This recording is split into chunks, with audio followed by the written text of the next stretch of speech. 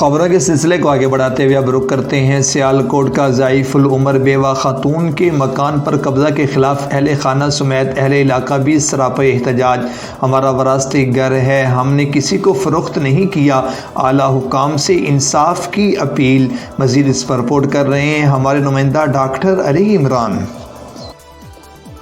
جی بالکل، سیالکوٹ تھانہ کینٹ کے علاقہ بہت میں طیبہ مسعودہ بیوہ خاتون کے مکان پر قبضہ کر لیا، جس پر بیوہ خاتون سمیت اہل علاقہ نے بھی احتجاج کیا اور قبضہ مافیا کے خلاف سخت نعرے بازی کی۔ بیوہ خاتون کا کہنا تھا کہ ہم نے کسی کو اپنا مکان فروخت نہیں کیا، اس مکان میں ہمارا بیٹا احمد حماد رہائش پذیر تھا، جس کو نشہ آور چیزیں دے کر نوسربازوں نے مکان کو ہتھیانے اور ناجائز قبضہ کرنے کے خاطر نامعلوم لوگوں کو مکان کے اندر بٹھا رکھا ہے۔